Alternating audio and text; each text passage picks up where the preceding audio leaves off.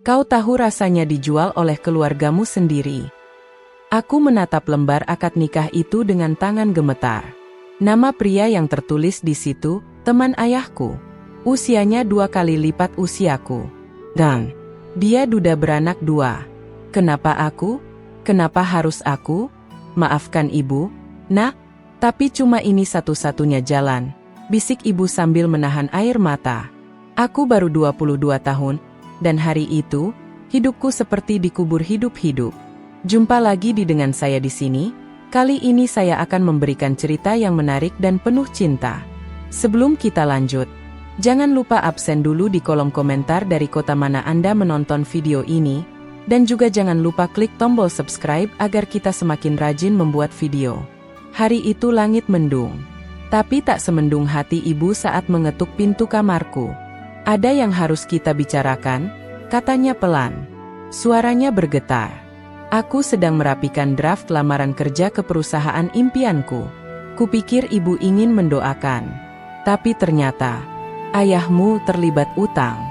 100 juta. Ke Pak Raka. Aku menoleh tajam. Pak Raka? Teman lama ayah yang punya usaha travel itu. Ibu mengangguk, matanya sembab. Dia mau bantu lunasi, asal kamu menikah dengannya. Dek. Jantungku seperti diremas. Apa ibu bilang tadi? Menikah, Naila, dengan Pak Raka. Dia duda, kaya raya. Katanya, dia sudah lama tertarik padamu. Aku mundur. Ini gila. Ibu menangis. Kami nggak punya pilihan. Malamnya, ayah diam 1000 bahasa. Duduk di kursi ruang tamu seperti patung batu. Tangannya menggenggam surat utang. Kalau kamu nggak mau, biar ayah yang masuk penjara, katanya lirih.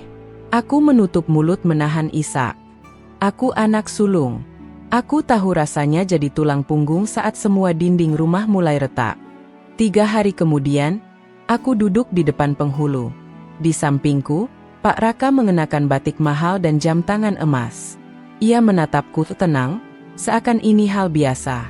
Seakan aku barang titipan. Kobil tu nikah haha? Kalimat itu meluncur dari bibirnya. Tanganku menggenggam keras kain gaunku. Di akhir akad, dia membisikkan sesuatu. Mulai hari ini, kamu milikku, Naila. Jangan macam-macam. Aku hanya bisa menatapnya, dan saat itu aku tahu, ini bukan pernikahan. Ini tawanan bersyarat. Malam pertama, dia mengajakku masuk kamar utama. Tapi sebelum aku sempat melangkah, seseorang muncul di ambang pintu. Papa, siapa perempuan ini? Ini bukan mama. Seorang gadis kecil, dan mata bencinya menusuk jantungku. Gadis kecil itu menatapku penuh kemarahan. Usianya mungkin baru 11 atau 12 tahun, dengan rambut panjang terurai dan mata tajam yang langsung membuatku mundur selangkah. Papa bohong. Katanya mama nggak akan digantiin. Teriaknya sambil menangis, memukul-mukul dada Pak Raka. Pak Raka terlihat gugup, mencoba meredakan. Naira, dengar dulu Papa. Enggak, aku benci Papa. Dia berlari masuk ke kamarnya dan mengunci pintu dengan keras. Aku berdiri kaku di lorong rumah megah itu. Masih dalam balutan kebaya pengantin, tapi rasanya seperti aku memakai kain kafan. Pak Raka menoleh padaku. Maaf. Dia memang keras kepala. Aku hanya mengangguk, menahan semua perasaan yang ingin meledak. Malam itu, aku tidur di kamar tamu. Bukan karena Pak Raka memintaku begitu, tapi karena aku tak sanggup tidur satu ranjang dengan seseorang yang membeli pernikahan ini seperti transaksi. Keesokan harinya, aku bangun dengan suara gaduh di dapur. Naira, dia sedang membanting gelas, sengaja. Kalau kamu pikir bisa gantiin mama cuma karena kamu cantik dan muda, kamu salah besar, katanya tajam. Mama nggak pernah marahin aku, nggak pernah rebut perhatian papa kayak kamu. Aku menahan napas. Aku nggak niat gantiin siapapun. Bullshit. Aku menelan kata-kataku sendiri. Dia membalikkan badan dan pergi begitu saja, meninggalkan pecahan kaca dan hati yang lebih hancur dari lantai dapur itu. Siangnya, ibu menelepon. Apa kamu baik-baik saja, Nak? Aku ingin berteriak, ingin menangis. Tapi aku hanya menjawab, aku kuat. Bu, utangnya sudah lunas, kan? Ibu terdiam. Lalu terdengar isakan kecil. Maafkan ibu, maafkan.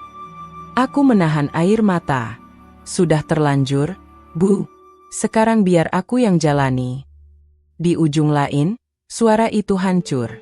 Dan begitu telepon ditutup, aku sadar. Ini bukan pengorbanan satu malam. Ini perang yang belum tahu kapan akan berakhir. Dan musuh pertamaku adalah anak tiriku sendiri. Malam itu, aku melihat sebuah bingkai foto di ruang kerja Pak Raka. Di dalamnya, ada wanita cantik yang memeluk Naira dan satu anak laki-laki kecil. Tapi yang membuatku terdiam adalah secarik surat di balik foto itu dengan tulisan tangan. Kalau kau nikah lagi, Raka, kau akan kehilangan semuanya. Dan tanda tangan itu bukan nama orang asing. Itu nama mantan istri Pak Raka yang ternyata masih hidup. Aku duduk terpaku di kursi ruang kerja Pak Raka. Foto itu masih kugenggam. Mataku tak lepas dari tulisan tangan di belakangnya. Kalau kau nikah lagi, Raka, kau akan kehilangan semuanya. Dan di bawahnya tertulis, Rinanti, mantan istrinya, ibu dari Naira dan Arfan. Tapi, bukankah katanya Rinanti sudah tiada? Lalu, siapa yang sebenarnya berbohong? Langkah kaki Pak Raka terdengar di belakangku. Kau masuk ruang kerjaku tanpa izin, Naila. Suaranya tenang, tapi tajam. Aku langsung meletakkan foto itu di mejanya. Maaf, aku hanya membersihkan. Dia menyipitkan mata, melihat posisiku yang jelas duduk, bukan berdiri seperti orang bersih-bersih. Dia mengambil bingkai itu, menatapnya sebentar, lalu berkata datar.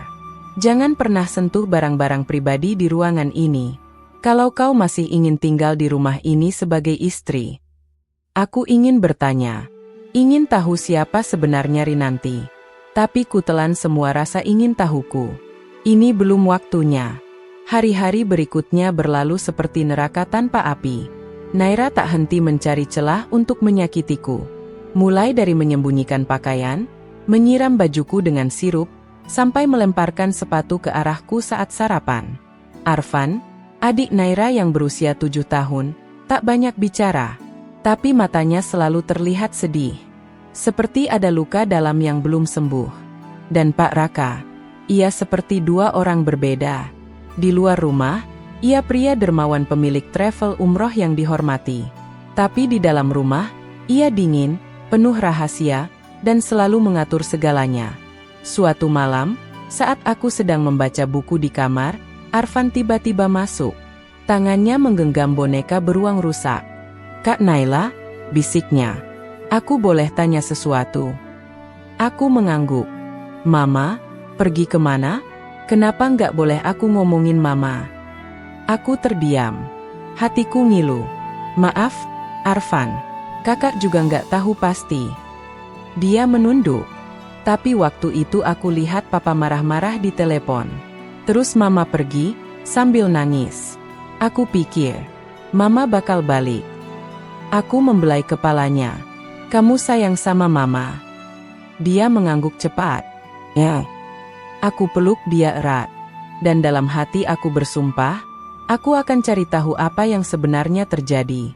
Beberapa hari kemudian, saat aku mengantar pesanan catering ke travel milik Pak Raka, karena dia menyuruhku mulai berkontribusi, aku bertemu dengan seorang wanita paruh baya. Penampilannya sederhana, tapi wajahnya terlihat cemas saat melihatku. Kamu istrinya Pak Raka? Ya.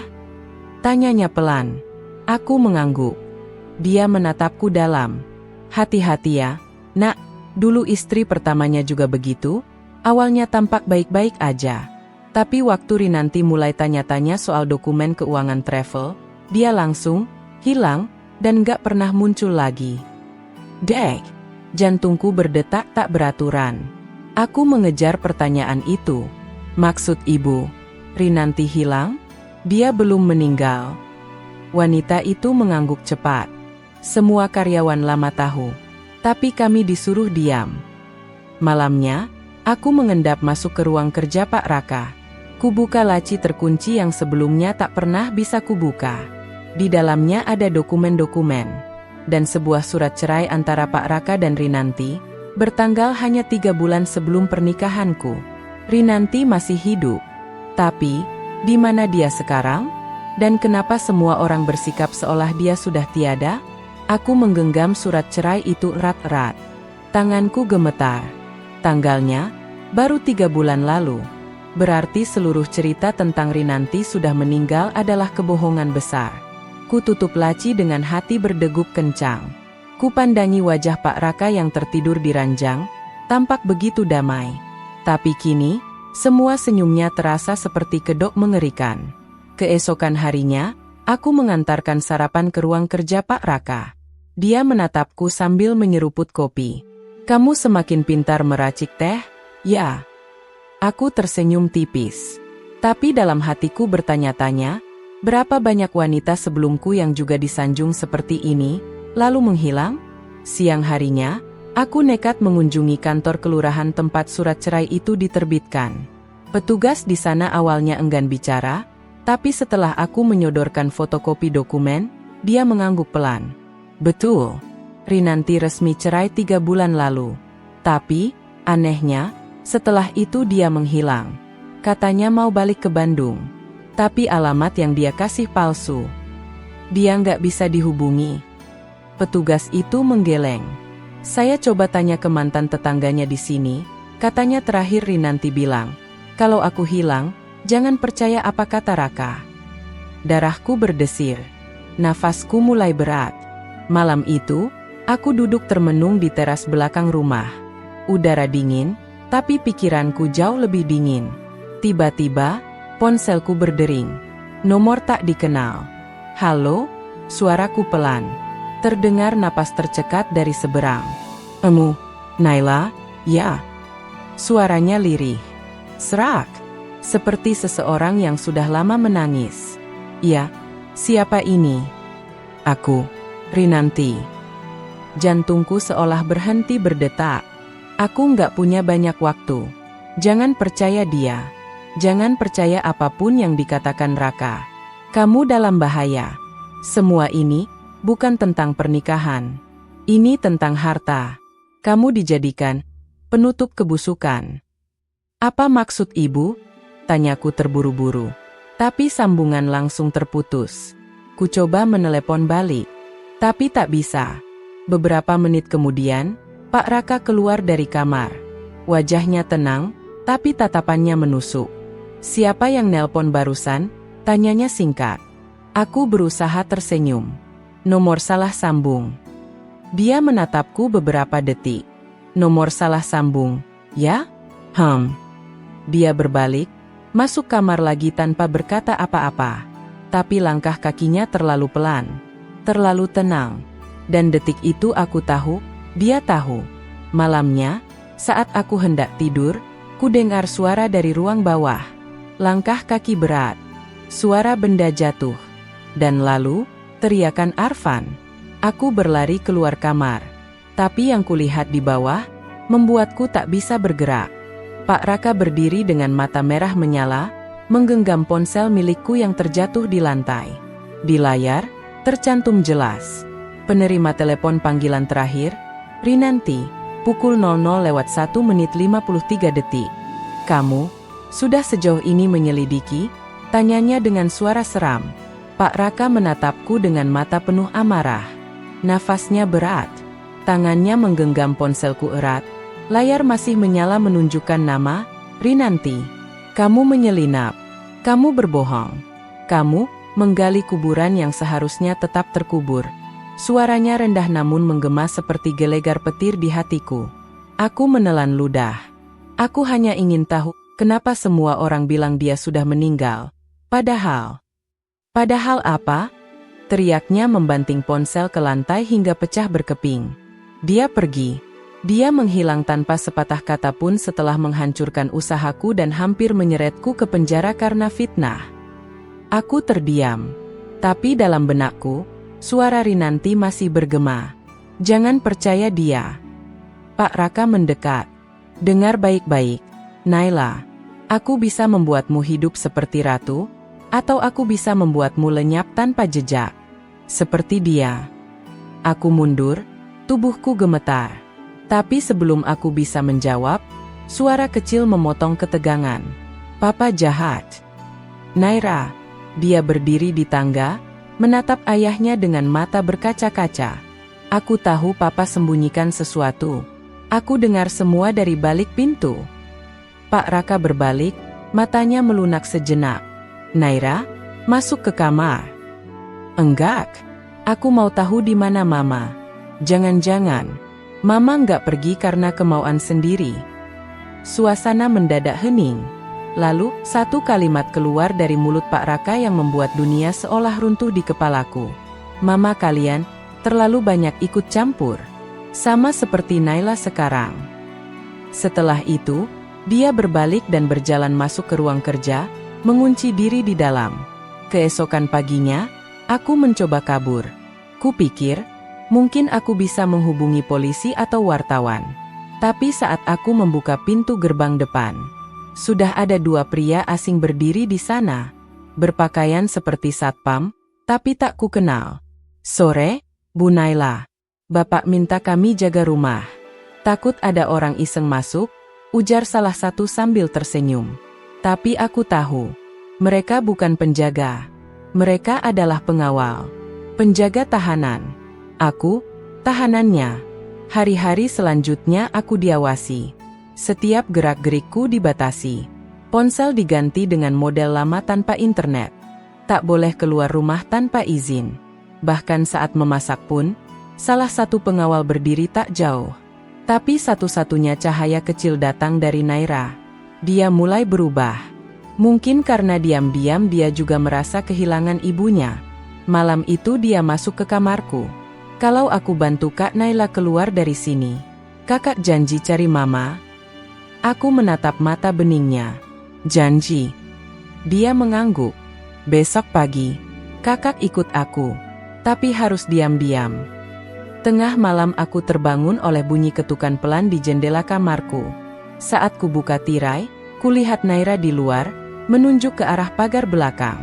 Tapi sebelum aku bisa membuka jendela, tiba-tiba lampu kamar menyala. Pak Raka berdiri di pintu. Lari kemana kamu, Naila? Katanya pelan. Permainan ini baru saja dimulai. Cahaya lampu kamar menyilaukan mataku. Pak Raka berdiri di ambang pintu. Satu tangannya di sakunya, satu lagi menggenggam gagang pintu. Lari kemana kamu, Naila? Suaranya rendah tapi menggertak.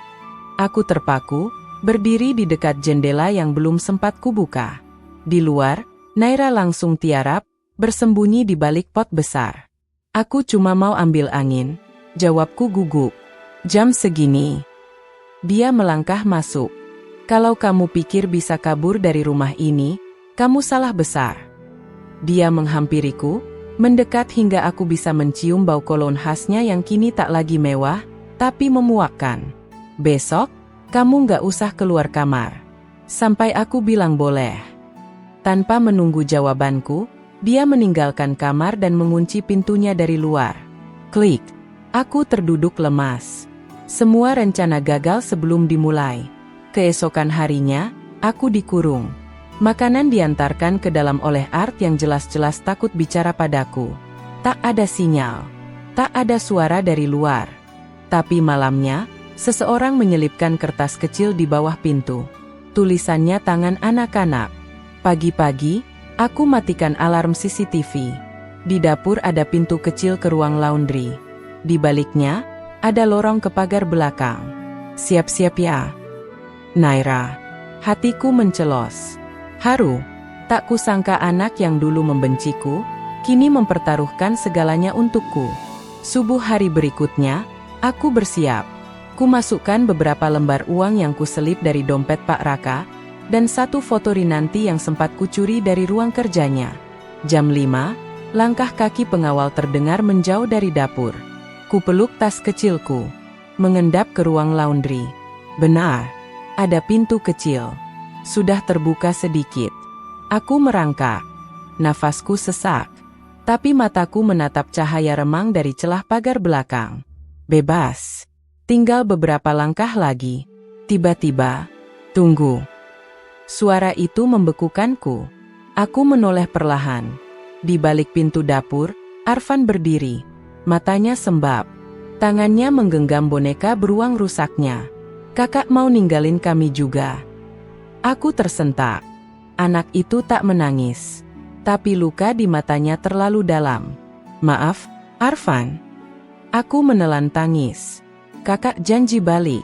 Kakak janji akan bawa mama pulang. Dia hanya mengangguk. Dan mundur pelan, memberi jalan. Aku tahu, dia mengerti. Dan itu menyakitkan.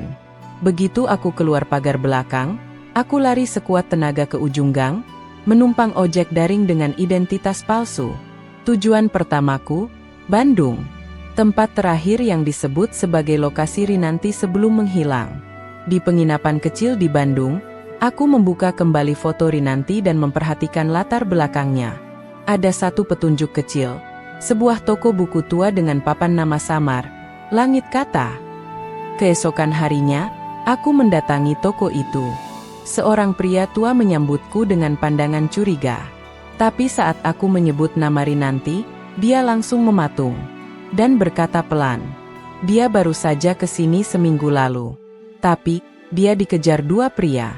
Katanya, utusan dari Jakarta. Pria tua di toko buku, Langit Kata, menarik napas panjang, lalu menutup pintu toko perlahan. Aku duduk gelisah di kursi kayu berdebu, menunggu setiap kata yang keluar dari mulutnya. Rinanti datang ke sini seminggu lalu, katanya pelan. Dia terlihat lelah dan ketakutan. Tapi matanya masih menyimpan semangat bertahan. Aku menggenggam foto Rinanti.